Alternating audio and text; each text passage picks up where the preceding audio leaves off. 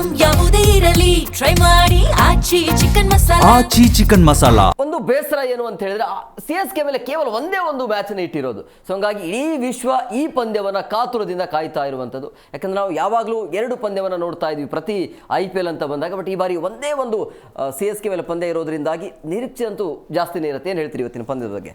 League ಹಂತದಲ್ಲಿ ಇರ್ಬೋದು, ಮುಂದಿನ ಹಂತದಲ್ಲಿ ಅವ್ರು ಗೆಲ್ಲಿ ಮತ್ತೆ ಸಿಗ್ಲಿ ಅಂತ ಆಶಿಸ್ತಾನೆ. ಯಾಕಂದ್ರೆ ಒಂದು ಮಜಾ ಇರಬೇಕು ಕ್ರಿಕೆಟ್ ಅಂದಾಗ, ನಾವು ಮತ್ತೆ ಮತ್ತೆ ಅವ್ರ ಮೇಲೆ ಆಡ್ತಾ ಇರಬೇಕು, ಅದನ್ನೇ ನಾವು ಕೂಡ ಎಲ್ಲರೂ ಬಯಸೋದು. ಹಾಗಾಗಿ ನೋಡೋಣ ಸಿಗುವಂತಾಗ್ಲಿ. ಬಟ್ ಇವತ್ತಿನ ಮ್ಯಾಚ್ ಅಂತ ನೋಡೋದಾದ್ರೆ ನೀವು ಒಂದೇ ಒಂದು ಅಂತ ಬೇರೆ ಹೇಳಿದ್ರೆ, ಅದರಲ್ಲೂ ನಮ್ಮ RCB ಅಭಿಮಾನಿಗಳಿಗೆ ಸಾಕಾಗದಷ್ಟು ಜಾಗ ಕಮ್ಮಿನೇ ಇದೆ. ಯಾಕಂದ್ರೆ ದೊಡ್ಡ ಪ್ರಮಾಣ, ಯಾಕಂದ್ರೆ ನರೇಂದ್ರ ಮೋದಿ ಸ್ಟೇಡಿಯಂ ಐತಲ್ಲ, ಅಂತ ಸ್ಟೇಡಿಯಂ ಬೇಕಿತ್ತು ಕರ್ನಾಟಕಕ್ಕೆ. ಅಂತ ದೊಡ್ಡ ಫ್ಯಾನ್ ಇರುವಂತಹ ಒಂದು ಯಾವ್ದಾದ್ರು ಒಂದು ಫ್ರಾಂಚೈಸ್ ಇದ್ರೆ ಅದು RCB. ಹಾಗಾಗಿನೇ RCBಗೆ ಇರುವಂತಹ ಫ್ಯಾನ್ ಬೇಸಿಗೆ ನಾವು ಈಗಾಗಲೇ ನೋಡಿದ್ದೀವಿ ಎಷ್ಟು ಕೋಟಿಗೆ ಮತ್ತೆ ಅದು ಸೇಲ್ ಆಗಿದೆ ಓನರ್ಶಿಪ್ಗೆ ಅಂತ. ಹಾಗಾಗಿ ಇಂತಹದೊಂದು ದೊಡ್ಡ ಬೇಡಿಕೆ ಇರುವುದೇ ಇವೆರಡೂ ತಂಡಗಳ ಮ್ಯಾಚ್ ನೋಡ್ಲಿಕ್ಕೆ. ಒಂದ್ ರೀತಿ IPL ಅಲ್ಲಿ ಎಲ್ಲಾ ಮ್ಯಾಚ್ಗಳು ಒಂದು ತೂಕ ಆದ್ರೆ CSK RCBದು ಒಂದು ತೂಕ ಆಗಿರುತ್ತೆ. ಅದು ಯಾರೇ ಗೆಲ್ಲಿ ಯಾರೇ ಸೋಲ್ಲಿ ಆ ಹವಾ ಮಾತ್ರ ಇಲ್ಲಿವರೆಗೂ ಕಮ್ಮಿ ಆಗಿಲ್ಲ. ಸೋತಾಗಿನೇ RCB ಅವ್ರು ಬಿಟ್ಕೊಟ್ಟಿಲ್ಲ. ಈಗ ಗೆಲುವಿನ ಲಯದಲ್ಲಿ ಕಪ್ಪು ಬೇರೆ ಎತ್ತಿದೀವಿ, ಈಗ ಬಿಟ್ಕೊಡ್ತಾರ ಚಾನ್ಸೇ ಇಲ್ಲ. ಹಾಗಾಗಿ ಈಗ ಅಭಿಮಾನಿಗಳಿಗೆ ಪಿಚ್ಚಲ್ಲಿ ನೋಡ್ಬೇಕು ಅನ್ನೋದಿತ್ತು, ಆಟಗಾರನ ಹತ್ರ ಹೋಗಿ ನೋಡ್ಬೇಕು, ಅಟ್ಲೀಸ್ಟ್ ಒಳಗೆ ಹೋಗಿದ್ರು ಹೊರಗಿಂದ ಅನ್ನೋದಿತ್ತು. ಈ ಬಾರಿ ಹಲವಾರು ರಿಸ್ಟ್ರಿಕ್ಷನ್ ಆದ್ರೂ ಹೋದ ಮ್ಯಾಚ್ ಅಲ್ಲಿ ಫೋನ್ಸ್ ಎಲ್ಲ ಕಳ್ತನ ಆಗಿರೋದಕ್ಕೆ ಇನ್ನು ಎಕ್ಸ್ಟ್ರಾ ಪ್ಲೇಯರ್ಸ್ ಅಲ್ಲಿ ಯಾರು ಓಡಾಡಂಗೇನೆ ಇಲ್ಲ, ಟಿಕೆಟ್ ಇದ್ದಾರೆ ಮಾತ್ರ ಹೋಗ್ಬೇಕಂತಿದೆ. ಹಾಗಾಗಿ ಬಹಳಷ್ಟು ಜನ ಎಲ್ಲೆಲ್ಲಿ ಇರ್ತಾರೋ ಅಲ್ಲಲ್ಲಿಂದನೇ ಮ್ಯಾಚ್ ನೋಡಿ ಸೆಲೆಬ್ರೇಟ್ ಮಾಡ್ತಾ ಇರ್ತಾರೆ. ಸೆಲೆಬ್ರೇಷನ್ ಕಮ್ಮಿ ಇಲ್ಲ. ಅದಕ್ಕೆ ನಾವುಗಳೇ ಉದಾಹರಣೆ ನೋಡಿ, ರೆಡ್ ಆರ್ಮಿ ಬರೀ ಈ ಗ್ರೌಂಡ್ ಅಲ್ಲಿ ಇರಲ್ಲ, ಪ್ರತಿ ಮನೆಯಲ್ಲೂ ಪ್ರತಿ ಊರಲ್ಲೂ ರೆಡ್ ಆರ್ಮಿಗಳಿದಾವೆ. ಹಾಗಾಗಿ ಬಹಳ ದೊಡ್ಡ ಅಭಿಮಾನಿಗಳು. ನೀವು ಹೇಳಿದಂಗೆ ಒಂದು ಮ್ಯಾಚ್ ಬಗ್ಗೆ ಆಮೇಲೆ ಮಾತಾಡ್ತಾ ಹೋಗೋಣ. ಒಂದೇ ಒಂದು ಮ್ಯಾಚ್ ಇರೋದು ಬೇಜಾರನೆ 100%. ಪಾಟೀಲ್ರೆ, ಬದ್ಧ ವೈರಿಗಳ ಕಾದಾಟ ಇವತ್ತು, ಕೆಂಪು ವರ್ಸಸ್ ಅರಿಶಿಣ. ಏನ್ ಹೇಳ್ತೀರಿ? ಇವತ್ತಿಗಿಲ್ಲ ಒಂದು ಬದ್ಧ ವೈರಿಗಳು ಓಕೆ, ಬಟ್ ಮದಗಜಗಳು ಅಂತಂದ್ರೆ ಖಂಡಿತವಾಗ್ಲೂ ಇಲ್ಲ. ಯಾಕಂದ್ರೆ ಎರಡು ಕಡೆಗೆ 2 ಮ್ಯಾಚ್ ಸೋತಿದ್ದಾರೆ. ಅದಾನು ಇಲ್ಲ, ಗಜಾನು ಇಲ್ಲ, ಏನು ಇಲ್ಲ, ಸುಮ್ನೆ ಮದಗಜಗಳ ಕಾದಾಟನ. ಧೋನಿ ಅಲಭ್ಯರು ಇರೋದ್ರಿಂದ ಅಷ್ಟೊಂದು ಫೈಟ್. ಧೋನಿ ಇದ್ದಿದ್ರೆ ಇನ್ನೂ ಮಜಾ ಇರ್ತಿತ್ತು, ಫೈಟ್ ಆಗ್ತಿತ್ತು, ಇನ್ನೊಂದು 10 ರನ್ ಜಾಸ್ತಿ ಹೊಡಿತಿದ್ರು, ಅದನ್ನ ಬಿಟ್ರೆ ಏನೂ ಆಗ್ತಿರ್ಲಿಲ್ಲ.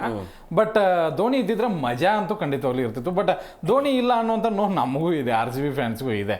ಬಟ್ ಇವತ್ತಿನ ಪಂದ್ಯಕ್ಕೆ ಇದನ್ನ ಮಾಡಿದರೆ ಒಂದೇನು ಅಂತಂದರೆ, 2 ಕಡೆಗೂ ಹೋಮ್ ಗ್ರೌಂಡಲ್ಲೂ ಸೋತಿದ್ದಾರೆ, ಅವೇ ಗ್ರೌಂಡಲ್ಲೂ CSK ಸೋತಿದ್ದಾರೆ. ಮತ್ತು ಮೇನ್ ಪ್ಲೇಯರ್ಸ್ ಅಂಥದ್ದು ಇಂಪ್ರೆಸಿವ್ ಆಗಿ ಈತ ಬೆಸ್ಟ್ ಪ್ಲೇಯರು ಯಾರು ಕಾಣಿಸ್ತಾ ಇಲ್ಲ. ಸಂಜು ಸ್ಯಾಮ್ಸನ್ ಮುಖ ಕಾಣಿಸ್ತಾ ಇರ್ಬೋದು, ಸಂಜು ಸ್ಯಾಮ್ಸನ್ ವಿಶ್ವಕಪ್ನಲ್ಲಿ ಚೆನ್ನಾಗಿ ಆಡಿದ್ದಾರೆ, ಬಟ್ 2 ಮ್ಯಾಚಲ್ಲಿ ಏನು ಮಾಡಿದ್ದಾರೆ ಅನ್ನೋದು ಕಾಣಿಸ್ತಾ ಇಲ್ಲ. ಆ ಒಂದು ತಂಡಕ್ಕೆ ಆಧಾರ ಸ್ತಂಭವಾಗಿರೋದೇ ಆಯುಷ್ ಮಾತ್ರೆ. ಅದನ್ನು ಬಿಟ್ಟರೆ ಬೇರೆ ಬಾಲರ್ಗಳು ಇಲ್ಲ, ಬ್ಯಾಟ್ಸ್ಮನ್ಗಳು ನನಗಂತೂ ಯಾರೂ ಕಾಣಿಸ್ತಾ ಇಲ್ಲ.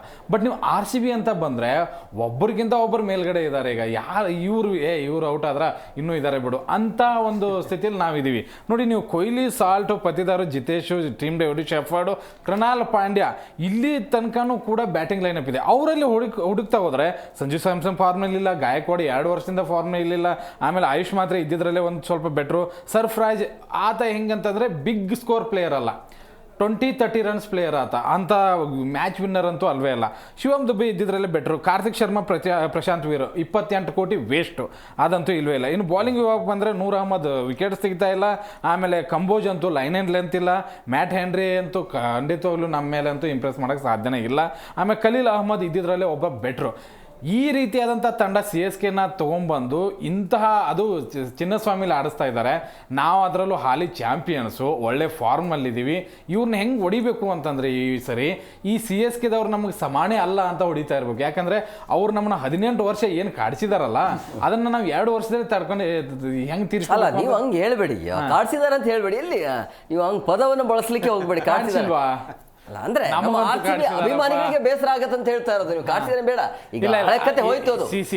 100% ಕಾಡಿಸಿದ್ದಾರೆ. ಲಾಲಿಪಾಪ್ ಅಂತ ಲಾಲಿಪಾಪ್ ಅಂತ ಕಾಡಿಸಿಲ್ವ? ಅಲ್ಲ, ನೀವು RCB ಅಭಿಮಾನಿಗೆ RCB ಬಗ್ಗೆ ಯಾಕೆ ಹಿಂಗ್ ಮಾತಾಡ್ತೀರಿ ಅಂತ ಹೇಳ್ತಾ ಇರೋದು ನಾನು. ನಮಗೆ ನೋವು ಇತ್ತದು. 18 ವರ್ಷ ನಾವು ಹೆಂಗ್ ತಡ್ಕೊಂಡಿದ್ವಿ. ಆ ಗೆದ್ದಾಗ CSKದವ್ರು ಯಾರು ನಮಗೆ ಫೋನ್ ಕೂಡ ಪಿಕ್ ಮಾಡಿಲ್ಲ ಗೊತ್ತಾ. ಅಷ್ಟು ಮುಖ ಮುಚ್ಕೊಂಡು ಹೋಗಿದ್ರು. ಅದರಲ್ಲೂ ಈಗ ಬೇರೆ 2 ಮ್ಯಾಚ್ ಸೋತ್ ಬಿಟ್ಟಿದ್ದಾರೆ. ಇನ್ನಂತೂ RCB ಜೊತೆಗೆ ಅವ್ರು ಭಯದಲ್ಲೇ ಇರ್ತಾರೆ. ಈಗ ಅವ್ರಿಗೆ ಹೆಂಗ್ ಗೊತ್ತಾ, ನಮಗೆ ಈ ಸರಿ ಕಪ್ ಗೆಲ್ಲಿಲ್ಲ ಅಂದ್ರೂ ಪರವಾಗಿಲ್ಲ, RCB ಜೊತೆಗೆ ಗೆದ್ರೆ ಸಾಕಾಗ್ಬಿಟ್ಟಿದೆ ಅವ್ರಿಗೆ. RCB ಜೊತೆ ಗೆದ್ರೆ ಸಾಕಪ್ಪ, ಅವ್ರಿಗೂ ಗೊತ್ತಿದೆ ನಾವು ಕಪ್ ಗೆಲ್ಲಲ್ಲ ಅಂತ ಹೇಳಿ. ಮತ್ತೆ